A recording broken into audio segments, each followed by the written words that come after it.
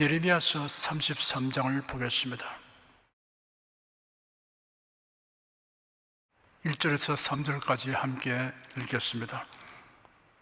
예레미야가 아직 시위대 뜰에 갇혔을 때 여호와의 말씀이 그에게 다시 임하니라. 가라사대 이를 향하는 여호와, 그것을 지어 성취하는 여호와, 그 이름을 여호와라 하는 자가 이같이 이르노라. 너는 내게 부르짖으라.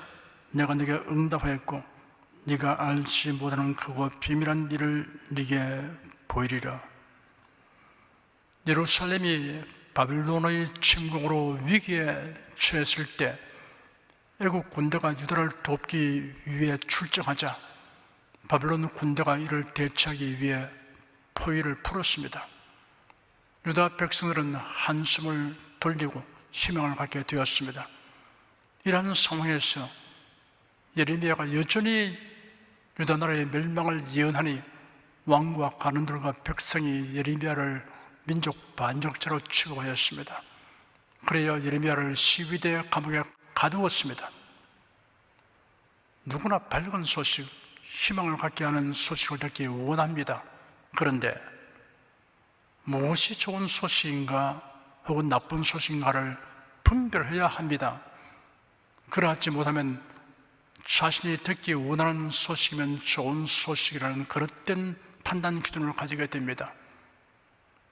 기상청에서는 최첨단 기상관측 장비를 동원하여 기상을 살피고 예보합니다. 현재는 날씨가 청명한데 기상예보는 태풍과 폭우를 대비하여 이런저런 조처를 하라고 할 때 기상예보자를 미워하고 욕하는 사람은 없습니다. 태풍과 폭우 소식은 좋은 소식이 아니지만 이를 예보하여 대비하도록 하라는 소식은 좋은 소식입니다. 그 차이를 분별하지 못하는 사람은 유치하다기보다 미련하다고 해야 할 것입니다. 성도들은 좋은 소식과 나쁜 소식을 분별하는 원칙과 기준이 있습니다. 그것이 성경입니다. 우선 듣기는 좋아도 성경에 배치되는 말이나 가르침은 실상은 해로운 것입니다. 그러므로 성경이 과연 그러한가라고 묻고 살피는 과정이 반드시 있어야 합니다. 왕과 관원과 백성은 분별력이 없어서 예레미야가 선포하는 예언을 배격하고 예레미야를 감옥에 가두었습니다. 그러니 조만간 나라가 망하게 될 것입니다. 이런 중에 있는 예레미야에게 하나님은 장차 유다 나라가 회복될 것을 예언하는 상징적 행위를 하도록 지시하셨습니다. 예레미야에게 투옥된 상태에서 토지를 매입하게 하셨습니다. 이는 멸망당한 나라가 다시 회복되므로 다시 토지 소유권을 갖게 될 것임을 생생하게 나타낸 예언적 행위였습니다. 그 후에 예레미야에게 다시 예언의 말씀이 임하였습니다. 이를 향하는 여호와, 그것을 지어 성취하는 여호와, 그 이름을 여호와라 하는 자가 이같이 이르노라 하였습니다. 이를 향하는 여호와라고 하였습니다. 자연 신론자들은 하나님의 천지를 창조하신 후 자연 법칙에 맡기신 다음 전혀 관계하지 않으시냐고 말합니다. 이러한 생각은 비성경적입니다. 하나님은 우주와 역사 가운데 계시며 이를 주관하시고 섭리하십니다. 그것을 지어 성취하는 여호와라고 하였습니다. 하나님에게는 불가능이 없습니다. 그리고 신실하십니다. 하나님의 언약하신 것은 반드시 성취됩니다. 그 이름을 여호와라 하는 자가 이같이 이르노라 하였습니다. 여호와라는 이름이 이렇게 3번 반복되었습니다. 여호와라는 칭호는 하나님이 모세를 불러 이스라엘의 영도자로서의 사명을 부여하실 때 계시하신 이름입니다. 스스로 있는 자라는 뜻이 있습니다. 스스로 있는 자란 창조주이시며 절대자이심을 의미합니다. 여호와라는 이름은 특히 언약하시고 이를 이루시는 것에 관련되어 사용되었습니다. 너는 내게 부르짖으라. 내가 네게 응답했고 네가 알지 못하는 크고 비밀한 일을 네게 보이리라 하였습니다. 크고 비밀한 일이란 3종의 뜻이 있습니다. 첫째는 유다 나라의 회복에 대한 것입니다. 회복에 대한 하나님의 뜻은 이미 밝혀졌으나 더 자세한 부분들은 알려져 있지 않았습니다. 예레미야가 간절히 기도하면 하나님께서 이를 알게 하여 주시겠다고 하셨습니다. 둘째는 크고 비밀한 일은 메시아가 오심에 대한 것입니다. 오직 비밀한 가운데 있는 하나님의 지혜를 말하는 것이니 곧 감추었던 것인데 하나님이 우리의 영광을 위하사 만세 전에 미리 정하신 것이라. 고린도전서 2장 7절입니다. 영원부터 만물을 창조하신 하나님 속에 감추었던 비밀의 경륜이 어떠한 것을 드러내게 하려 하심이라. 에베소서 3장 9절입니다. 이 비밀은 만세와 만들어부터 오므로 감추었던 것인데 이제는 거의 성도들에게 나타났고, 골로새서 1장 26절입니다. 셋째는 크고 비밀한 일은 성도들이 부르짖어 기도하면 하나님께서 행하실 일들이나 기록된 말씀의 깊은 내용을 알게 하여 주신다는 것입니다. 여러분의 성령님의 가르치심을 구하고 믿으면서 성경을 상고하고 설교를 들을 때 세상에 가르치지 못하는 크고 비밀한 일들을 알게 됩니다. 사랑하는 성도 여러분에게 이런 체험과 즐거움이 날로 더하여 가기를 축원합니다. 4절, 5절, 2절을 함께 읽겠습니다. 이스라엘의 하나님 여호와가 말하노라. 무리가 이 성읍의 가옥과 유다 왕궁을 헐어서 갈대아인의 흉벽과 칼을 막아 싸우려 하였으나 내가 나의 노와 분함으로 그들을 죽이고 그 시체로 이승에 채우게 하였나니 이런 그들의 모든 악을 내어 나의 얼굴을 가리워 이승을 돌아보지 아니하였습니다. 하나님은 선지자를 통하여 말씀하시기를 유다의 왕과 백성들이 무슨 수를 써도 바벨론을 대항하여 이길 수 없다고 하였습니다. 그 이유는 군사력이나 전략에 관계된 것이 아닙니다. 바벨론의 침묵은 유다 백성이 하나님을 거역하고 우상을 섬긴 죄에 대한 하나님의 형벌이기 때문입니다. 하나님이 바벨론 편에 서 있으니 바벨론 나라에 저항하는 것은 허망하게 됩니다. 문제의 핵심을 바로 파악하지 못하면 그 문제에 대한 바른 대처를 할 수 없습니다. 6절에서 13절까지 함께 읽겠습니다. 그러나 보라, 내가 이 성을 치료하며 고쳐 낫게 하고 평강과 성실함의 풍성함을 그들에게 나타낼 것이며 내가 유다의 포로와 이스라엘의 포로를 돌아오게 하여 그들을 처음과 같이 세울 것이며 내가 그들을 내게 범한 그 모든 죄악에서 정하게 하며 그들이 내게 범하며 행한 모든 죄악을 사할 것이라.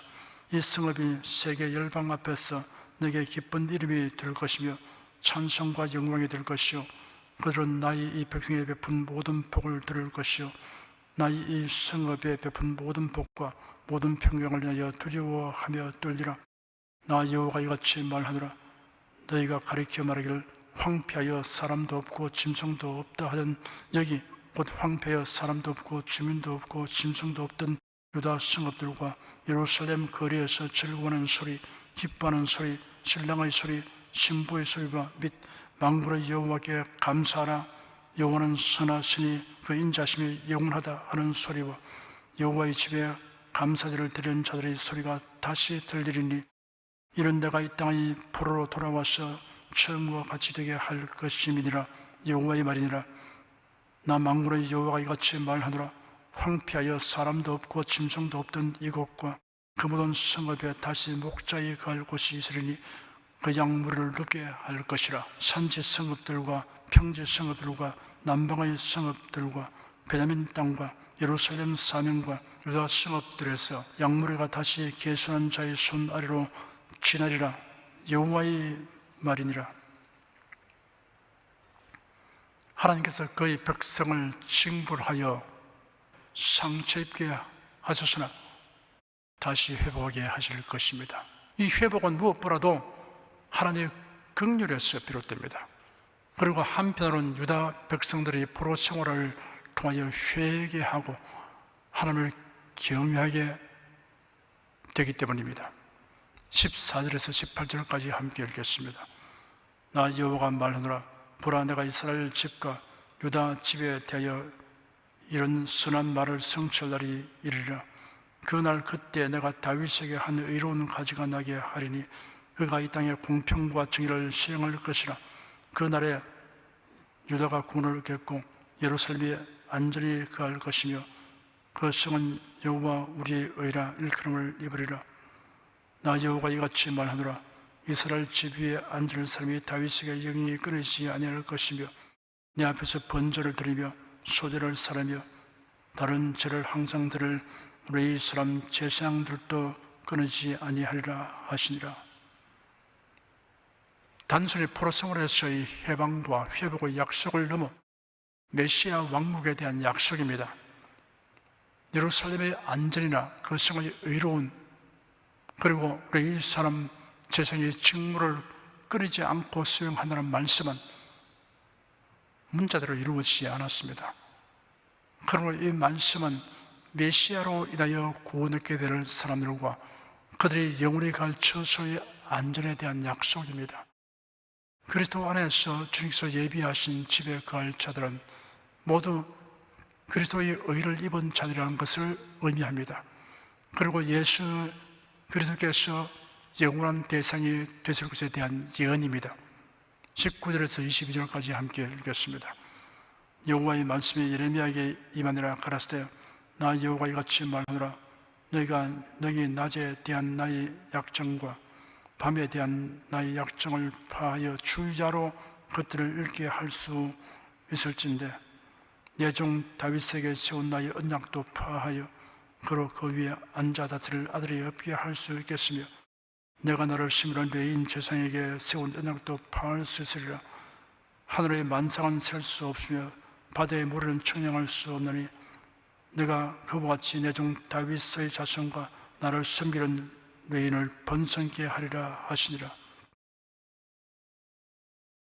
하나님이 천지 창조시에 하늘의 공창에 광명이 있어 주야를 나누게 하라.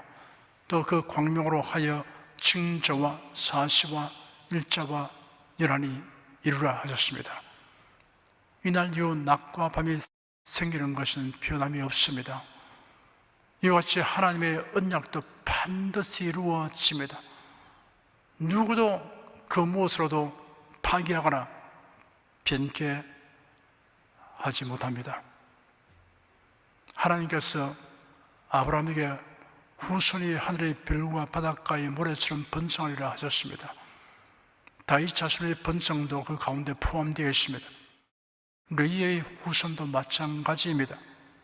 그러나 여기에 언약된 말씀은 궁극적으로는 그리스도인들에 대한 예언이라고 할 수 있습니다. 23절에서 26절까지 함께 읽겠습니다. 여호와의 말씀이 예레미야에게 임하니라. 가라사대 이 백성이 말하기를 여호와께서 그 택하신 두 족속을 버리시다 하는 것을 네가 생각지 아니하느냐. 그들이 내 백성을 멸시하여 자기들 앞에서 나라로 인정치 아니하도다. 나 여호와가 이같이 말하노라. 나의 주자의 약정이 서지 아니할 수 있다든지 천지의 규례가 정한 대로 되지 아니할 수 있다 할지인데 내가 야곱과 내 종 다윗의 자손을 버려서 다시는 다윗의 자손 중에서 아브라함과 이삭과 야곱의 자손을 다스릴 자를 택하지 아니하리라. 내가 그 포로된 자로 돌아오게 하고 그를 긍휼히 여기리라. 이스라엘과 유다의 멸망을 목도한 이방 사람들은 하나님이 그를 영영히 버리신 것으로 여길 것이지만 해가 서편에서 뜬다면 몰라도 그런 일은 일어나지 않을 것이라고 하셨습니다. 하나님이 하신 일은 여론이나 사람들의 판단에 영향을 받지 않습니다. 오늘날은 여론조사가 정치, 경제, 사회, 문화, 재 분야에 활용되고 있습니다. 여론조사는 사태를 예측 가능케 하고 어떤 일을 추진하고 결정하는 데 상당한 도움을 줍니다. 그런데 지나쳐서 불변의 진리에 관해서까지도 여론조사를 하고 있습니다. 천국과 지옥에 관하여, 하나님의 실존에 관하여, 신앙의 필요성에 관하여, 성경의 권위에 관하여, 교회의 조직 운영에 관하여, 예배 형태에 관하여, 설교 내용에 관하여 등등 여론으로 판가름하는 것 같은 조사 통계를 내고 있습니다. 세상 일에는 여론을 알아보는 것이 필요하고 이용합니다. 그러나 영적인 일, 신령한 일에 관하여는 도리어 유예할 수도 있습니다. 절대 무언 말씀이며 우리의 신앙과 생활의 절대 기준은 성경입니다. 그러므로 참된 신자는 여론에 휘둘리지 않습니다. 기도하겠습니다. 사람의 마음이 강팍하면 하나님의 말씀을 순수한 마음으로 받지 아니하고 자신의 바람과 뜻에 맞춰 해석하고 취사 선택하는 패단이 있음을 오늘 본문을 통해 우리가 살펴보았습니다. 그렇기 때문에 하나님의 말씀을 전하는 선지자를 박대하고 심지어 감옥에 가두었습니다. 살 길을 일러주는 선지자를 도리어 해치는 미련 행위를 자행하는 것을 보았습니다. 하나님의 말씀은 우리의 삶과 행복을 위한 것임을 확실히 믿고 성경에 기록된 말씀을 거스르는 모든 생각과 이론을 십자가에 못 박아버리고 마음을 열고 겸손하게 바라서 감사한 마음으로 따르며 살겠습니다. 주 예수 그리스도 이름으로 기도드립니다. 아멘.